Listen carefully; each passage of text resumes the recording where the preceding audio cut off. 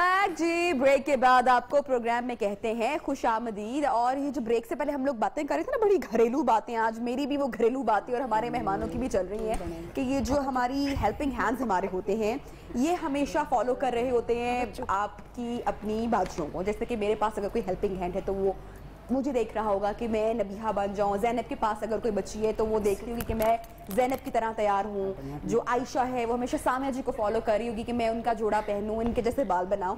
तो इनका भी दिल होता है, इनकी भी ख्वाहिशात होती हैं। अगर आपकी अच्छी बच्ची अगर है तो आप मेरे ख्याल से उसके सारी जायज़ ज़रूरतों को आपको पूरा करना चाहिए। अगर वो आपके लिए वाकई आपके पास बहुत अरसे से है और आपके मुताबिक चल रहे हैं और आपका अच्छा कनेक्शन है आपस में, तो आज हम इनकी वो सारी ख्वाहिशात ज़रा पूरा करते हैं। उनसे पूछेंगे कि इनको वाकई कितना तैयार होने का शौक़ है। तो हमने टास्क दिया है जनाब इनकी बाजियों को कि वो आज इनको तैयार करें। आपा बड़ा शर्मा रही थी ब्रेक में, कह रही नहीं मैंने तैयार नहीं होना, लेकिन इशाल ने पकड़ लिया और जल्दी से पेंट ब्रश की तरह इनको पेंट किए जा रही हैं।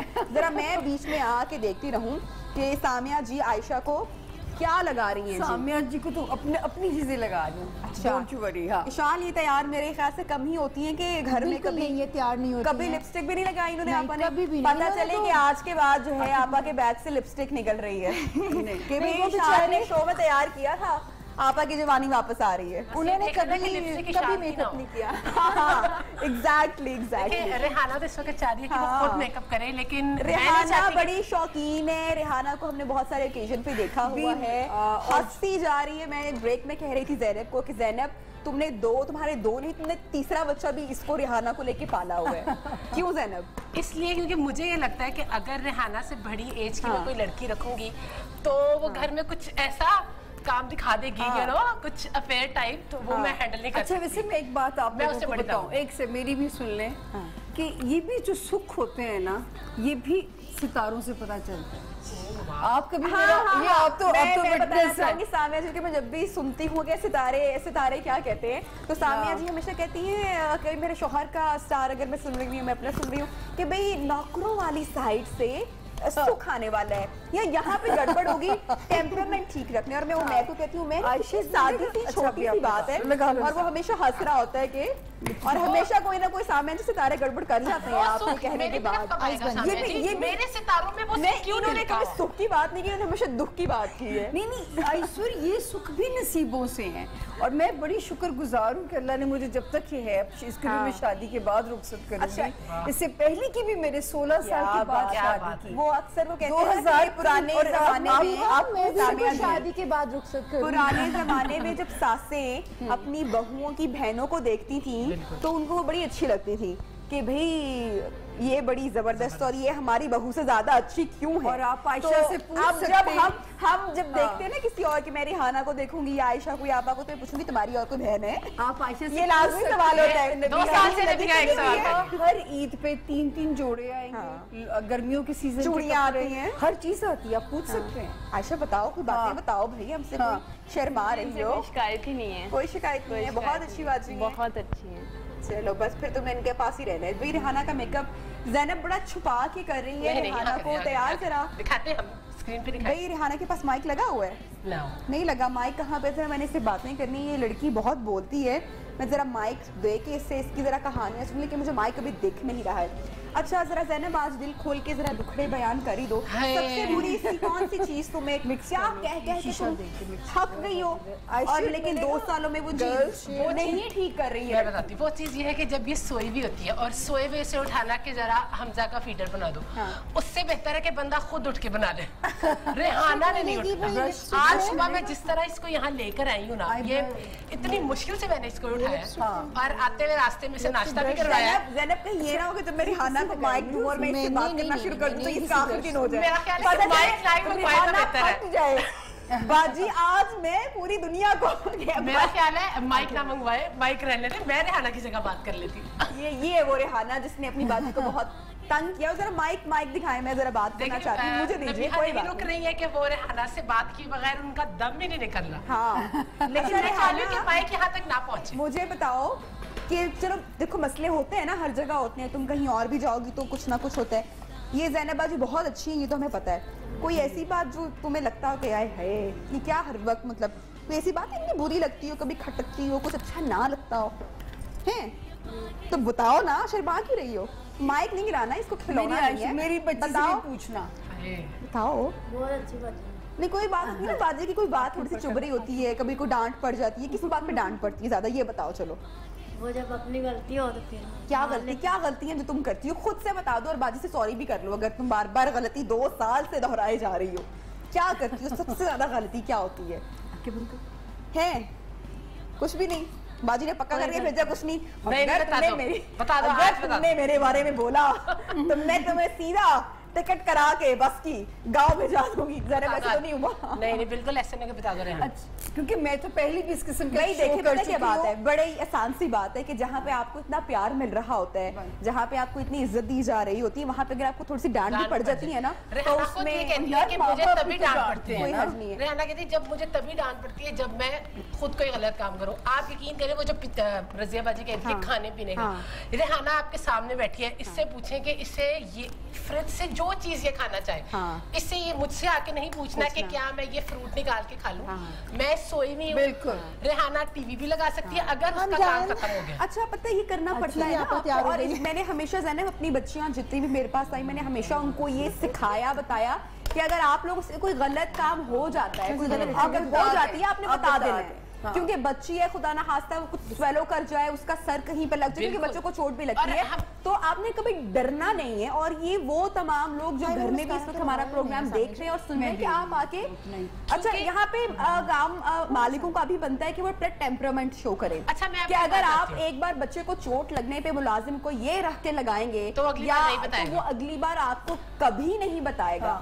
तो आप टॉलरेट करें, क्योंकि देखिए नुकसान घर से हमसे भी हो सकता है, कोई प्लेट हमसे भी टूटती है, बच्चे का सर हमसे भी लग जाता है, तो आप थोड़ा सा अपने अंदर टॉलरेंस वहाँ पे अनटिल अनलेस के बहुत केयरलेस का मुजाहिरा ना करें। हाँ, मैंने जब अपना इंटरव्यू कर रही होती हूँ रखने के लिए, तो मैं कहती हूँ मेरे से सिर्फ एक वादा कर लेना, बड़े से बड़ा नुकसान हो, नहीं बड़े से बड़ा नुकसान बता के जाना, नहीं आप बता दो, ठीक है। और फिर ये कहना बड़ा आसान है, फिर दिल भी बड़ा होना चाहिए उस नुकसान को सहने के लिए। तो ये इसको इंटरव्यू भी जब किया था तभी मैंने कहा था, मैं क्या आयशा बड़े से बड़ी भी चीज जल जाए, कोई चीज टूट जाए, सब बता दो।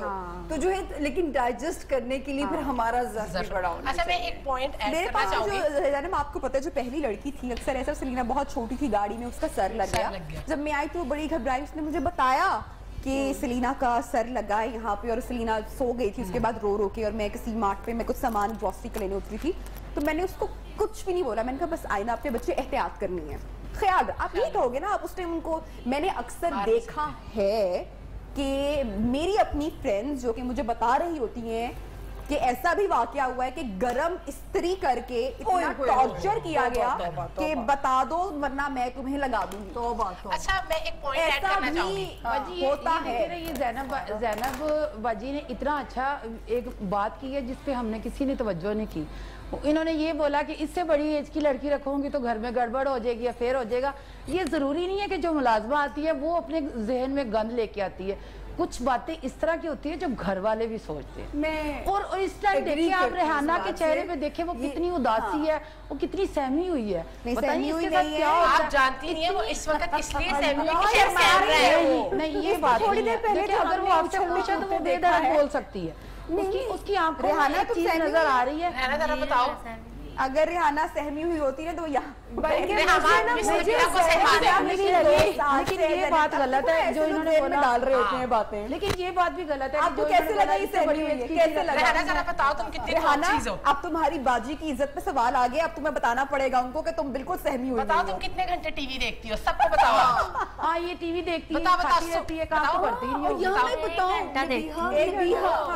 7 से 10 मैं मर भी रही हूँ, वो टीवी का टाइम है और वो मुझे देना है टीवी का टाइम। अच्छा, मैं तो अपनी लड़की को खुद बोलती हूँ कि बहन जाके टीवी लगा के देखो, बोर मत हो, कुछ ना कुछ लगी रहो ना, कहीं पे लगे रहो। अच्छा, हम तो ऐसे हैं कि आप भी कोई टाइम करो कि जो है मैं लगता है कि मैं खुद ही प्लांटेड हूँ। देखिए इनमें से कोई भी प्लांटेड काम वाली नहीं है, ये हमारी रियल काम वाली है। नहीं, मैं काम वाली कहना भी नहीं चाहूंगी, शी इज माय हेल्प। हाँ बिल्कुल, इससे बड़ा मैंने इस लफ्ज में कभी, ये मेरा हमेशा से कसूर है, मैं कहती हूँ ये मेरी हेल्प है। अच्छा, मेरा मियाँ मुझसे अक्सर शिकायत करता है, मेरे से कभी 1-2 बार उसने मुझे ना सुनाया, मुझे गुस्सा आ गया। मैंने तुमने मुझे कहता है कि ये कोई भी गलत हरकत करे तुम इनको कुछ कह ही नहीं सकती।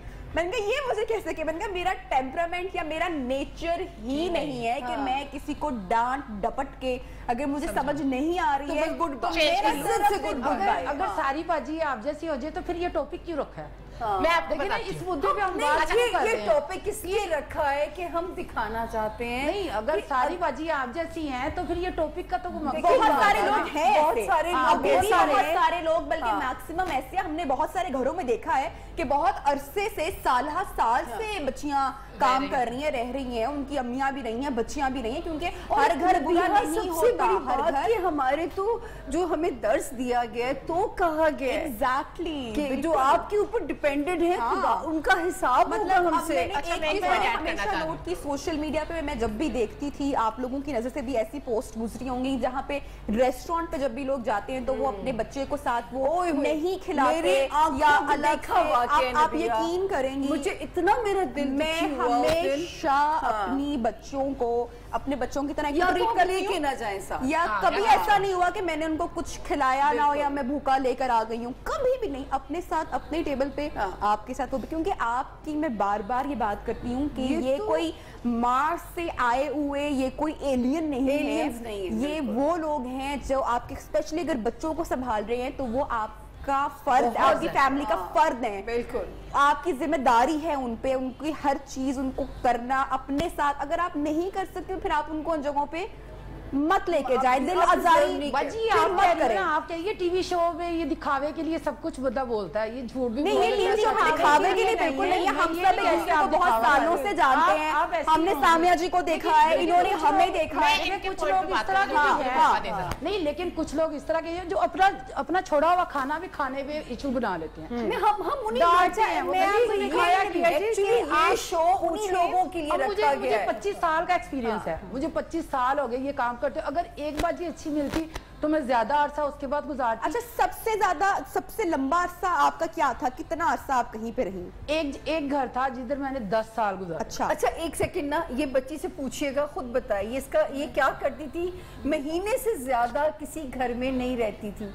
इसको ये सोच के खुद ही खुशी होती है कि क्या होता है, ये इसे लगाओ कि अगर एक बंदे को अच्छा प्लेटफॉर्म मिलता है तो उसको कैमरा सामने कैमरा, हाँ बताओ। वैसे ही वो लोग अच्छे होते थे लेकिन मेरा दिल नहीं लगता था। अच्छा, और इसकी वजह से ये वाहिद घर है कि जिनके घर में 4 साल होने वाले हैं मुझे इनके घर में रहते। तो ये चीज है ना, तो ये वाहिद घर के मैं दिल चाहे वो जिनको आपने अपने घरों में रखना है ना यार, ये कसम से आप ये इतना बड़ा ये आपका हिसाब है, वरना आपकी नमाजें आपका सब कुछ बेकार है अगर आपके ऊपर जो आपका डिपेंडेड है वो आपसे राजी बिल्कुल नहीं। बिल्कुल। मुझे घर वालों की इतनी अगर अच्छा घर मिल जाए तो उसको देखिए वो खुश है ना, तो उसको जाने की जरूरत नहीं है। अगर जो नहीं खुश होगा तो वो तो भागेगा ना। अगर एजेंट पे चले जाए तो वो उसके साथ पहले से एग्रीमेंट होता है, आपने 2 माह से ज्यादा वहाँ पर टिकना नहीं है, आपने कोई इशू बना लेना है, आपने चोरी करके भाग जाना है। अगर हम एजेंट पे जाते हैं तो हम किसी भी जगह पे 2-3 माह से ज्यादा एक बड़ा मुद्दा है, इस पे हमने बात करनी है। और अगर हम क्योंकि जाते हैं तो लोगों का बड़ा इस पे बुरा एक्सपीरियंस भी गया है। मेरा जाती एक्सपीरियंस 2 से 3-4 बार हो चुका है एजेंट वाला, मेरी बहुत सारी फ्रेंड्स का, मेरी फैमिली में, और मुझे नहीं लगता कि शायद ही किसी का अच्छा एक्सपीरियंस गया हो। तो नंबर दे, और इतने आपके पैसे उस पर जाते हैं, ये भी देखिए जज आप इस वक्त खुद भी तीनों के मेकअप में नंबर दें। बाकी में नंबर होने चाहिए, और सबसे खूबसूरत मेरी आपा।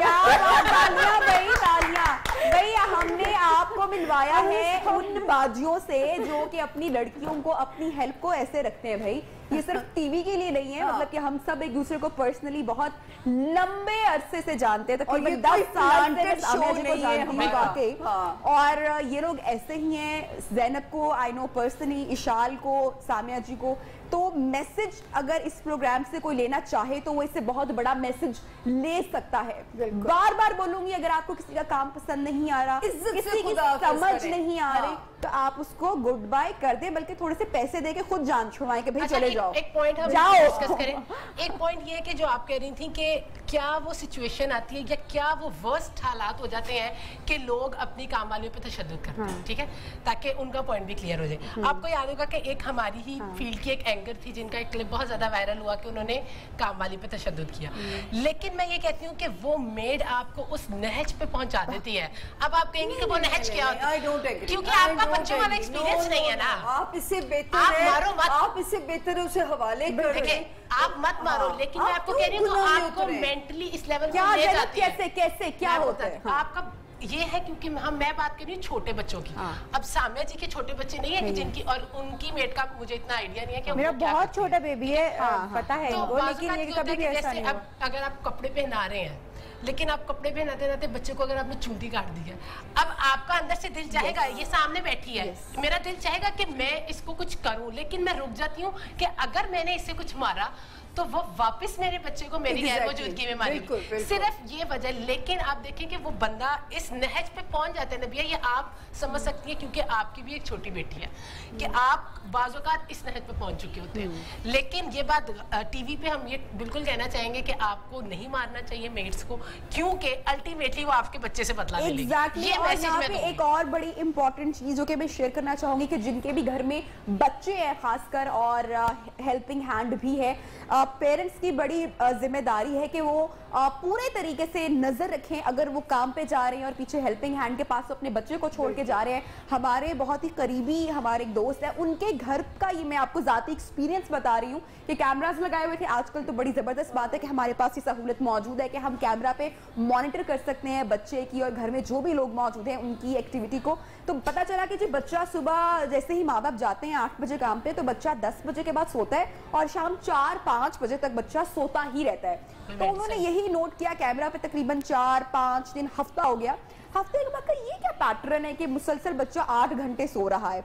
वो जब कैमरा पे उन्होंने एक्टिविटी चेक की तो पता चला कि जो खातून थी वो बच्चे के दूध में फिनर्गन, आई गेस वो जो बच्चों की नींद की दवा होती है या कोई मेडिसिन, वो घोल के बच्चे को पिला रही थी। और फिर वो पकड़ी गई और उसने माना, पुलिस केस हुआ, उस औरत ने बड़ी माफिया मांगी और उसके बाद जाके मामला रफा दफा हुआ। ये वाकया बताने का मकसद ये है कि जहाँ पर हेल्पिंग हैंड हमारी बहुत अच्छे ऑप्शंस भी मिलती हैं, हमारी बड़ी हेल्प भी हो रही होती है, लेकिन वहीं पर हमारे यहाँ कुछ वर्स्ट एक्सपीरियंस भी ऐसे होते हैं जिनसे लोग गुजर चुके हैं। तो खुदारा अपने बच्चों को और अपने आप को उससे महफूज रखना है। आपने ब्रेक पे जा रही है, ब्रेक के बाद उस एजेंट से आपकी मुलाकात करवाएंगे जो आपकी और मेरे पैसे लेके फरार हो गए। ब्रेक से वापस आ रहे हैं, कहीं मत जाइएगा।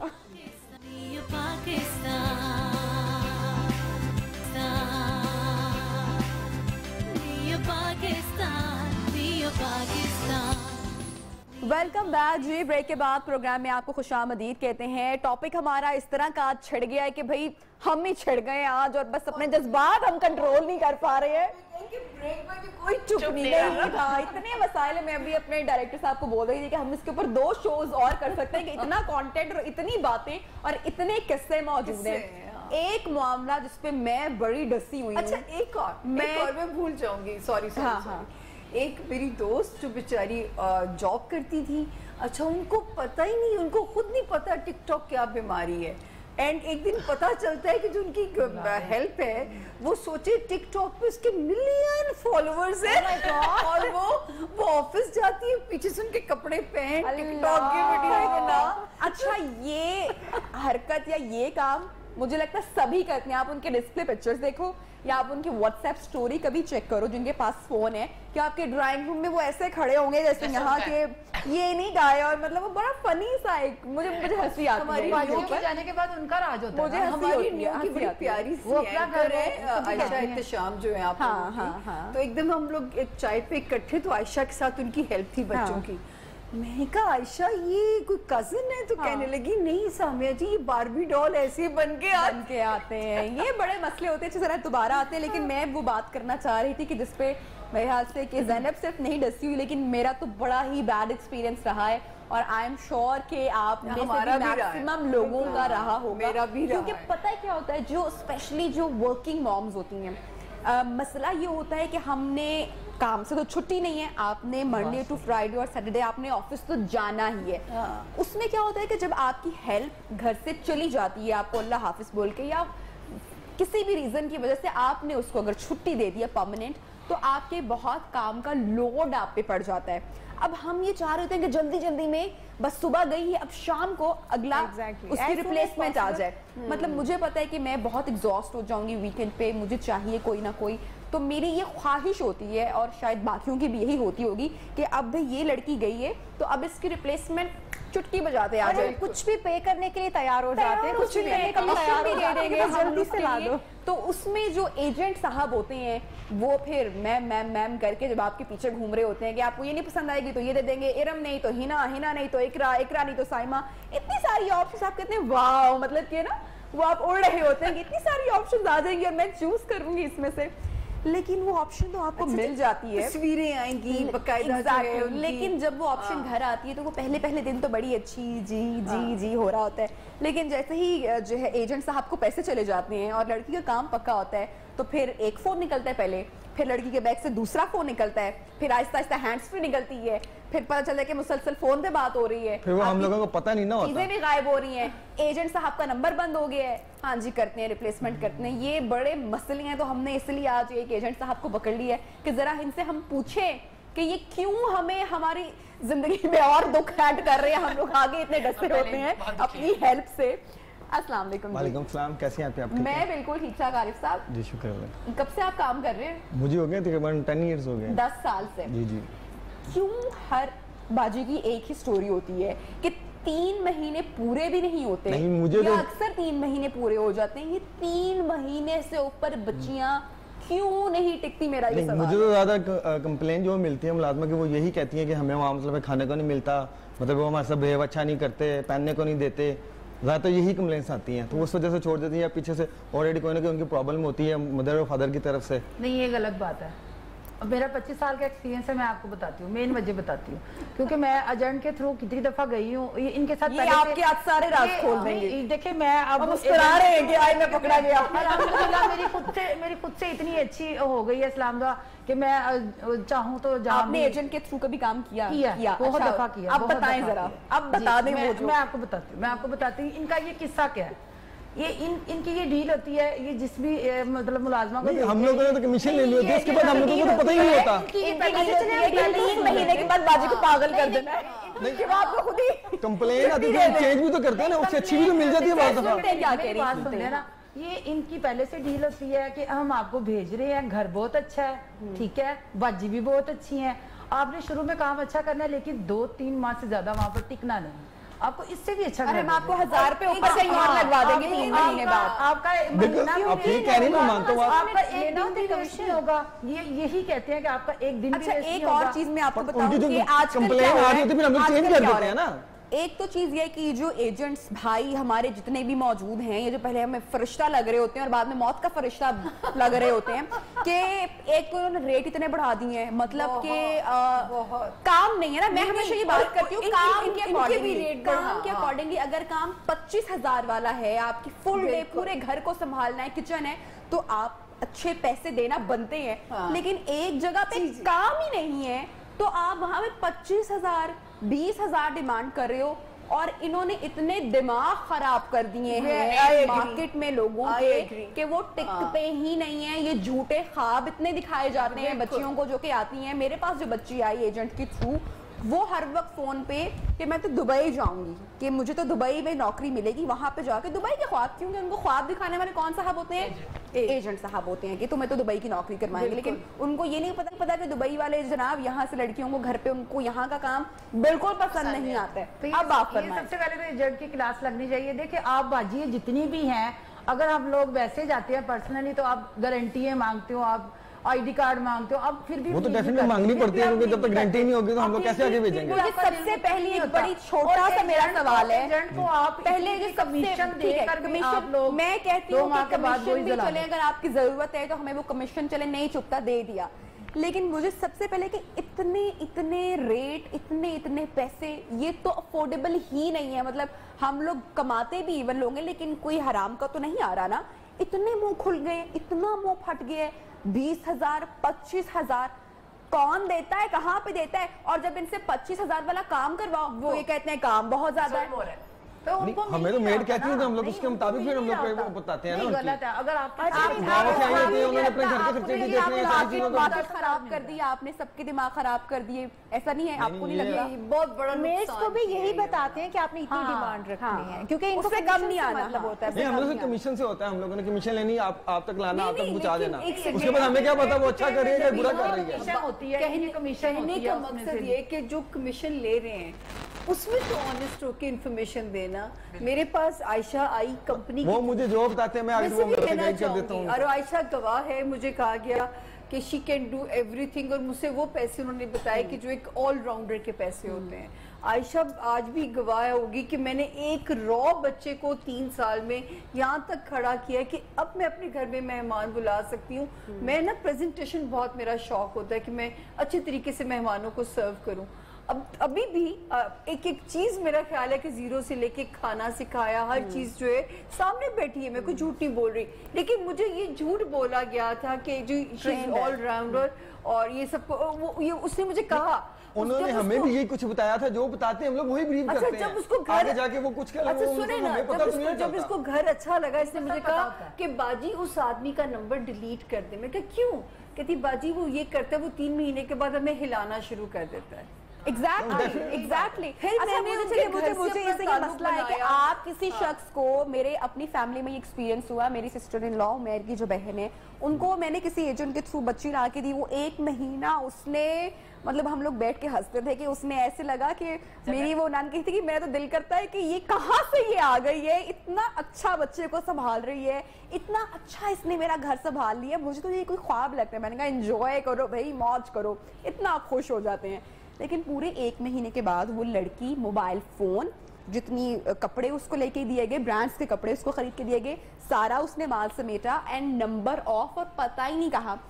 मुझे यहाँ पे ये पूछना है कि जब इस तरह का इंसिडेंट होता है तो फिर एजेंट साहब कहते हैं कि भाई वो लड़की तो हमारा भी फोन नहीं उठा रही, हमारा भी उसे आपको क्या, कल को खुदा ना खास्ता अगर कोई ऐसा बंदा वारदात करके चला जाता है, देन कौन है रिस्पॉन्सिबल? क्योंकि जब आप एजेंट के थ्रू मंगवा रहे हैं तो उनकी रिस्पॉन्सिबिलिटी बन रही है कि आपको उनके कम से कम घर का पता हो कि ये कहाँ से आया है और ये पक्का एड्रेस है।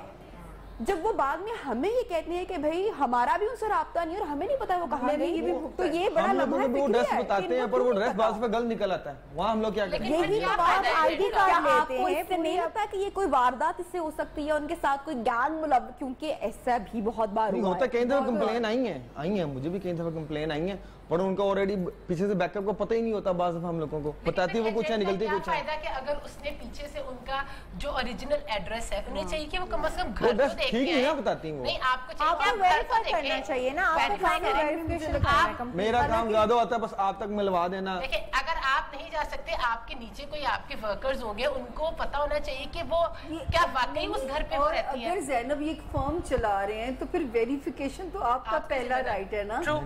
हम तो आप पे ट्रस्ट कर रहे होते हैं। मैंने खुद ये दूसरी आपने मुझे सेटिस्फाई नहीं किया उस बात पे जो मैंने सवाल पूछा है, ये उस पे कि जो तनख्वाहें इतनी बढ़ा दी हुई हैं, मुझे इसके ऊपर जवाब नहीं मिला। एक बच्ची एक्चुअली वक्त के साथ साथ बढ़ती है ना, महंगाई भी तो हो रही है ना साथ साथ। वो मेरे पास तनख्वाहें बढ़ाई गई हैं वो इसीलिए क्योंकि पहली एक पूरी तनख्वाह एजेंट ने लेनी है, हमें तो कमीशन मिलनी होती है एक, उसके बाद एजेंट ने दोनों साइड से एक्चुअली नबिया लेनी होती है। इन्होंने मालिक से भी लेनी है, इन्होंने जो एड आई है उससे भी लेनी है, इन्होंने दोनों तरफ से लेना है। और फिर इनका फायदा क्या होता है? बेनिफिट इनका ये है हिस्सा इनके पास जाता है जब भी ये उनको आगे काम। अच्छा, फिर मेरे ख्याल में कि इसमें वो जो बच्चियां हैं वो ही बेवकूफ हैं कि अगर वो एजेंट की बातों में आके बार बार अपना घर तब्दील कर रहे हैं तो शायद फिर उनको भी शौक है घाट घाट का, हर जगह जाने का, बिल्कुल, क्योंकि वो खुद भी डिस्टर्ब हो रहे हैं। लालच होता है ना, उनको लालच, उनको 1000 2000 इसीलिए तो पेज बढ़ती जा रही है। घर छोड़ेंगे, आगे जाएंगे, आगे हमें 5000 एक्स्ट्रा मिल रहा है। अच्छा आप लोगों का एडवांस देने के एक ये बड़ा मसला है ना, एडवांस जो मांगते हैं और अगर बाजी एडवांस ना दे तो वो दुनिया की सबसे बुरी और जालिम औरत बन जाती है। ज्यादा यही तो कंप्लेन मिलती है। पहली लड़की आई, घर चलाने के लिए आती है, वो ऐसी बच्ची थी कि ज़ैनब को पता है कि वो लड़की ने आके क्या जादू चलाया, हर काम पहले, और मेरे साथ अटैच्ड। उसने छुट्टी पे जाना तो सेलिना के पाँव हाथ चूम के जाना कि सेलिना से भी इतनी अटैच्ड। और पहली बार जब वो आई तो जिनके थ्रू मुझे भेजा गया तो मैंने 5 माह की तनख्वाह दे दी, क्योंकि सेलिना न्यूबॉर्न थी, मेरी तबीयत नहीं ठीक थी, ऑफिस भी फिर जाना होता था, तो मैंने उसको 5 माह की तब दे दी। उसने खैर 9 महीने बड़ा टिक के काम किया, मेरी उस बच्ची ने खिदमत की। 9वें महीने के बाद पता चला कि भाई उसकी माँ दोबारा ये है कि मुझे 5 महीने की और तनख्वाह। मैंने कहा भाई 5 महीने की तो मैं अब नहीं दे सकती हूँ, तो मैं ऐसा करूँगी तुम 1 महीने की तनख्वाह रख लो। मैंने इसको 1 महीने की तनख्वाह दी। पता चला कि अगले दिन उसकी बहन लेने आई है और जितने मैंने उसको 9 महीने में जो सामान खरीद के दिया वो सारा उसने बैग में डाला, वो उसने पकड़ा और एडवांस लिया और उसके बाद वो लड़की उड़न छू और गायब हो गई। और ये बहुत होता है, मैं अब बिल्कुल एडवांस के हक में नहीं हूँ कि क्यों दे भाई, हराम की कमाई थोड़ी है कि आपने किसी को देनी है, ऐसे ही है। बिल्कुल मेरा केस थोड़ा डिफरेंट है क्योंकि आप लोग शायद एजेंट्स के थ्रू रखते हैं, तो मैंने तो साल का एडवांस दिया होता है।